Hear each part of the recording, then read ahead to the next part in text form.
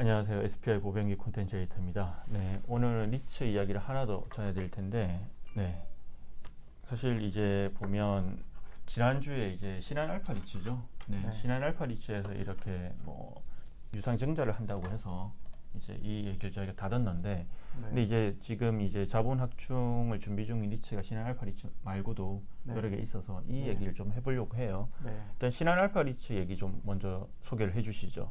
어떤 내용인가요? 일단 신한알파리츠는 공시가 난 대로 891억 원 규모의 주주 배정 후 실권주 일반 공모 방식의 유상증자를 추진하기로 네. 하는데요. 네. 이게 뭐 사실 되게 막 갑작스럽거나 뭐 느닷없거나 뭐 이렇게 볼 수 있는 증자권은 아닌 것 같고, 왜냐하면 신한알파리츠도 올해 상반기도 그렇고 하반기에도 리파이낸싱 규모가 좀 있는 편이에요. 차입금 리파이 이슈가. 그래서 어느 정도 이거를 어떻게 상환할지에 대해서 좀 많이 보고 있었던 측면도 있고, 근데 일단은 담보대출 외에도 이제 브릿지론으로 가지고 있었던 차입금을 증자 조달 자금으로 상환하겠다라는 거가 일단 1차적이고, 그리고 기존 선순위 대출금을 상환하는 것도 뭐 하나의 증자의 목적이라고 보시면 될 것 같고. 네네. 근데 일단은 신한알파리츠는 저희가 아까도 말했지만 신용도 이슈도 조금 있는 곳이에요. 네네. 신한알파리츠가 보면은 뭐 주식시장에서는 되게 리츠 시장에서도 마찬가지고 존재감이 되게 큰 곳이잖아요. 네. 근데 이게 보면은 신용등급은 BBB 플러스예요. 되게 생각보다 낮네요. 네, 근데 아무래도 신용도 같은 경우는 부채 쪽을 많이 볼 수밖에 없고, 네네네. 근데 이게 그러다 보니까 신한알파리츠는 과거에 약간 성장 전략이 뭐 일단 뭐 어떤 자산을 편입해서 네네네. 이 자산 가치가 오르면은 거기서 또 레버리지를 일으키고 이런 방식을 좀 많이 활용하다 보니까 네네. 이게 뭐 잘했다 잘못했다의 측면은 아닌 거고, 그러다 보니까 부채가 좀 약간 많은 편이었어요. 그러니까 LTV도 이제 딴 리츠에 대비해서 네. 조금 높게 형성이 돼 있다 보니까 신용평가사에서는 이런 부분을 되게 보수적으로 봤던 거고, 네네. 그래서 아무래도 길게 보면 이런 신용 측면에서 좀 개선을 하려고 부채를 계속 조달하기보다는 이제 equity를 통해 가지고 유상 증자하는군요. 네, 그런 측면이 좀 있다고 봐야 될 것 같습니다. 알겠습니다. 네.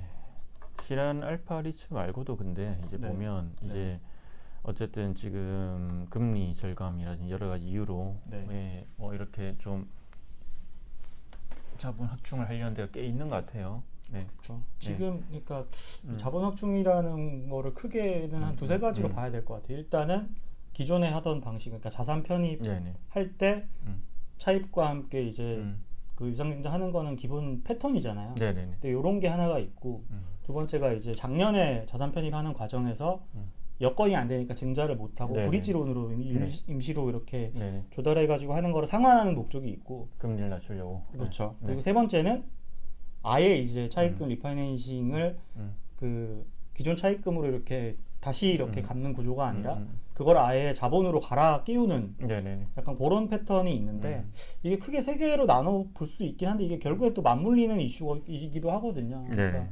보면은 뭐 좀 전에 말씀하셨던 대로 지금 제가 많이 다루긴 했지만 SK 네. 리츠도 일단 제일 상반기에 뭔가 적극적으로 움직이는지. 네, 아마 큰 뭐 변동 사항이나 이런 게 없으면 예정대로 상반기 할 예정이고, 네. 이거 말고도 D&D도 있죠. 있지 않나요? 그렇죠. D&D. D&D 같은 경우도 네. 이제 작년에 인수했던 자산 브릿지로드로 네. 했던 건데 이거를 자본으로 이렇게 바꾸려고 하는 상황인데, 근데 이게 보면은 이제 주가를 감안해야 되잖아요. 네네. 신한알파 같은 경우는 워낙 주가가 견조하게 움직여 왔고, 네네. 유리한 상황이죠. 네, 하기엔. 그러다 보니까 부담이 크게 없는데 SK 리츠도 반등을 하면서 어느 정도 그걸 해소를 했었고, 근데 이제 일부 리츠 같은 경우는 해야 되지만 주가가 아직도 3,000원, 4,000원대인 곳들이 많다 보니까 네네. 고민이 되게 많을 수밖에 없는 상황이라고 보시면 될 것 같습니다. 미래세 리츠 쪽은 어떤가요? 그 글로벌 리츠는 맵스 리츠는 그쪽도 이제 유증 얘기 좀 나오긴 하던데요, 최근에. 그렇죠. 아무래도 작년에 일단은 시장이라던가 약간 투자자들, 기존 주주들의 뭐 의사를 그 크게는 고려를 안 했다고 하죠. 그러니까 일방적으로 이제 어느 정도 자산 편입에 대한 니즈가 내부적으로 되게 크다 보니까 네네. 이제는 어쨌든 그 자산을 어떻게 할 것인가에 대한 부분도 있다 보니까 이게 증자랑 혹은 매자님까지 연결해서 미래에서 글로벌 리츠가 또 한 번 이렇게 뭐 자본 확충이라던가 아니면은 반자본인 뭐 메자닌을 통해 가지고 돈을 이렇게 확보하려는 게 아닐까라는 얘기는 계속 나오고 있는데 근데 이게 미래에셋 글로벌 리츠 같은 네. 경우에는 이제 물류센터 이제 포트폴리오 편입을 못했잖아요. 네. 근데 이게 증권사랑 같이 총액 인수를 한 거기 때문에 네. 증권사에서도 이제 이걸 어떻게 할까 고민이 많더라고요. 네. 한번 이제 매각을 하면 어떨까 이런 것까지 생각을 해봤던 것 같고 네. 근데 아직 여전히 이제 미래에셋과 증권사 간에 협의가 잘 진행이 되지 않는 것 같은데 혹시 뭐 최근에 좀 더 진행된 상황이 있을까요? 뭐 저번에도 한번 말씀하셨지만 그 증권사 쪽에서 그 물류센터 인수했던 증권사 네네. 쪽에서 현지 실사 간다는 얘기 정도 듣고 출장을 갔죠. 네. 네, 그리고 일단은 뭐 미래에셋 글로벌이 이게 제가 알기로는 펀드 만기가 이제 임박했기 때문에 네네네. 이거를 뭐 1차적으로는 뭐 어떤 음. 액션이 있을 걸로 보는데 이게 작년 말에 뭐 미래에셋 글로벌 리츠 같은 경우는 주주총회 때 한번 소란이 있었던 게 네. 그 메자닌 발행 한도가 다른 리츠들에 비해서 되게 높았어요. 그러니까 이 금액이 사실상 네.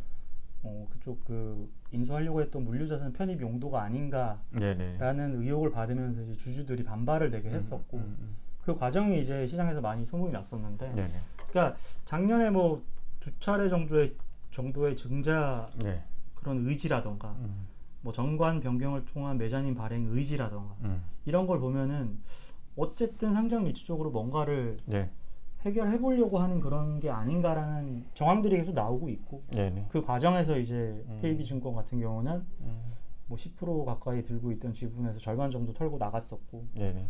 근데 뭐 미래에셋 글로벌 리츠는 그 자산을 포기하지 않는 한은 어떤 방식으로라도 할 것 같다는 개인적인 생각을 하는데 근데 뭐 주주분들이나 이제 큰 미래에셋 글로벌 리츠를 크게 담고 있는 곳들은 뭐 되게 어떻게 보면 이제 증자라던가 메자닌을 하면은 그때는 가만 안 있겠다라는 뉘앙스로 말하시는 분들도 네네. 많이 있거든요.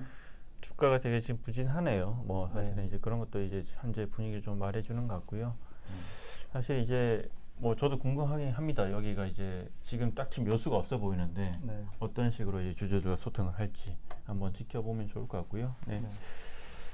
뭐 아마 이제 신한알파리츠 지난주에 공시를 하고 네. 이렇게 유상증자 계획을 발표했지만 그리고 이제 몇 번 이 김신모 에디터가 이제 SK 리츠나 D&D 플랫폼 리츠 준비한다 이런 어떤 기사도 썼었고 아마 이런 사례들이 계속 이어질 것 같네요. 올해는 당분간. 그럼요. 이지스 밸류도 제가 말씀을 따로 안 드렸지만 네네. 언급을 한 적은 많았고요. 저는 네네. 거기도 이제 브릿지론으로 조달을 했던 곳들이다 보니까 음. 아마 상황이 마련된다면은 음.